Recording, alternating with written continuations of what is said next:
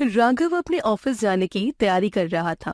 उसकी माँ सुमित्रा मंदिर में दिया जला रही थी, तभी दरवाजे की घंटी बजी। अरे बेटा राघव, अरे देख तो दरवाजे पर कौन है। अब मैं दिया जला रही हूँ, शायद पायल होगी। दरवाजा राघव ने खोला।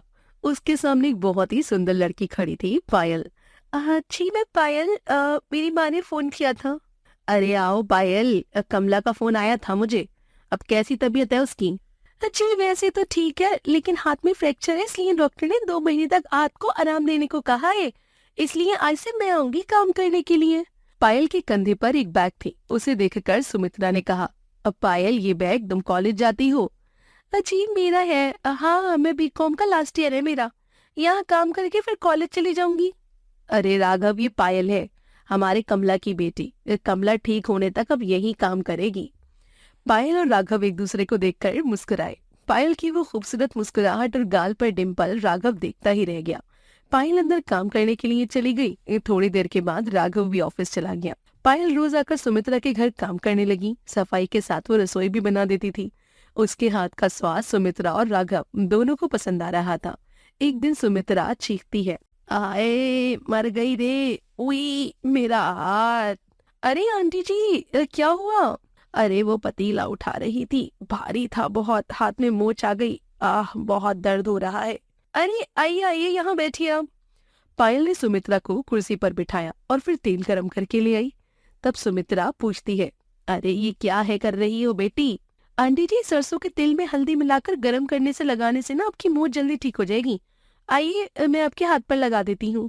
पायल सुमित्रा के हाथ पर गरम तेल से हल्के से मालिश करने लगी। सुमित्रा को अच्छा लग रहा था। तब राघव पूछता है, अरे माँ, क्या हुआ तुम्हें? अरे कुछ नहीं बेटा, हाथ में मोच आ गई। लेकिन पायल गरम तेल से मालिश कर रही है तो अच्छा लग रहा है।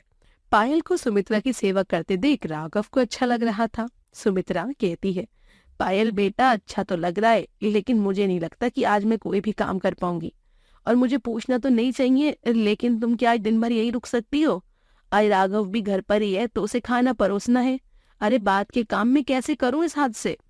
जी कोई बात नहीं, आज शनिवार है, ज्यादा लेक्चर्स नहीं है और कल की भी छुट्टी है, तो दिन भर यहीं रुककर आपकी मदद करूंगी और पढ़ाई भी कर लूंगी। दोपहर हो गई। पायल ने सुमित्रा और राघव को खाना परोसा। दोनों खाना खाने लगी। सुमित्रा कहती है, वाह बेटा, तुम्हारे हाथ में तो सच में स्वाद है। कमला सच में नसीब वाली है जो तुम जैसी बेटी है। घर का सब काम भी करती हो, कमला की देखभाल करती हो, यहाँ आकर काम भी करती हो और पढ़ाई भी। अरे सच में जिस घर में ब्याह कर जाओगी वो घर रोशन कर दोगी। पायल शर्मा गई।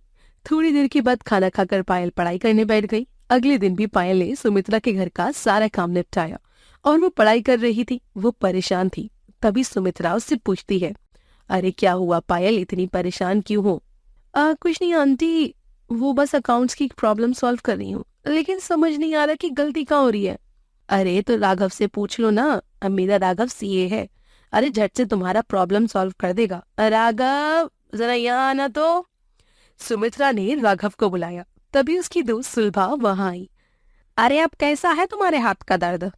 अरे अब काफी बेहतर है। अरे पायल ने इतनी अच्छी मालिश की कि जैसे दर्द भाग ही गया। अरे ये तो तुम्हारी नौकरानी की बेटी है ना? हाँ हाँ, बड़ी ही होनहार है कमला। अरे कमला की तबीयत ठीक नहीं है ना, इसलिए काम पर आ रही है। राघव, इस अकाउंट्स में कुछ प्रॉब्लम्स आ रही हैं, जरा समझा देना। अरे तुम्हारे कमरे में बैठना दोनों, यहाँ हम बातें करेंगे, तुम्हें डिस्टर्ब होगा। पायल राघव के साथ उसके कमरे में चली गई। राघव तो फूले नहीं समा रहा था। दरअसल इतने दिनों से राघव पायल को पसंद आने लगी थी।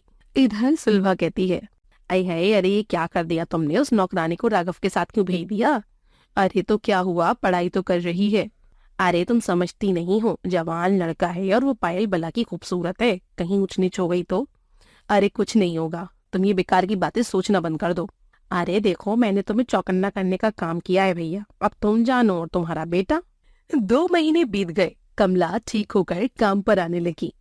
अब पायल नहीं आ रही थी और राघव पायल को मिस करने लगा था। उसे पायल की आदत हो चुकी थी।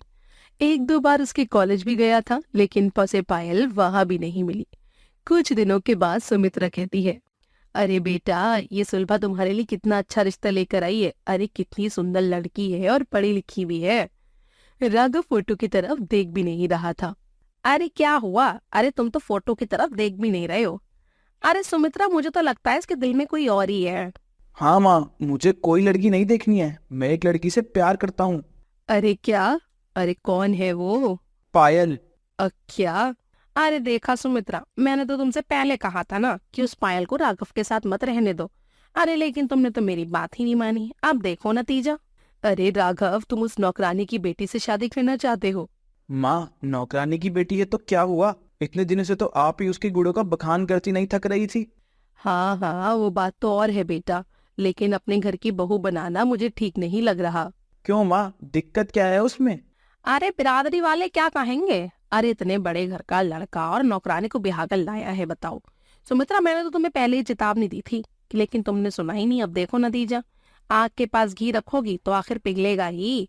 अरे नौकरानियां तो ऐसी होती हैं, भोले भाले अमीर लड़कों को देखकर उन पर डोरे डालने शुरू कर देती हैं और उन्हें अपने प्रेम जाल में फंसा लेती हैं। नहीं, पायल ने मुझे नहीं फंसाया है। उसे तो शायद पता भी नहीं है कि मैं उससे प्यार करता हूँ। मैं तो सामने से जाकर उसकी माँ से रिश्ते की बात करने के बारे में कह रहा था। तभी कमला वहां आई। सबको मिठाई देकर उसने खुशखबरी बताई कि पायल फर्स्ट क्लास से बीकॉम की परीक्षा में पास हो गई है। और कमला चली गई। देखो माँ, पायल इतने अच्छे नंबरों से पास हुई है। इतने दिक्कतों के बाद भी उसने अपनी पढ़ाई पूरी की। घर के सभी कामों को वो अच्छे से करती है। 2 महीने यहाँ काम कर रही थी वो, तब उस घर को उसने अपना समझकर काम किया है। तुमने ही तो उस दिन कहा था कि पायल जिस घर में ब्याह कर जाएगी उस घर को रोशन कर देगी। माँ, मुझे उसकी आदत हो गई है। मैं किसी और से शादी करने के बारे में सोच भी नहीं सकता। राघव की आंखों में पायल के लिए इतना प्यार और अपनापन देखकर सुमित्रा समझ गई कि राघव अब नहीं मानेगा।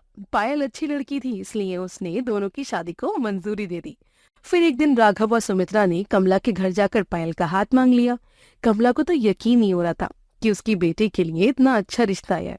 सब खुश हो गए और कुछ दिनों के बाद राघव और पायल की शादी हो गई। राघव और सुमित्रा के साथ पायल हंसी खुशी रहने लगी।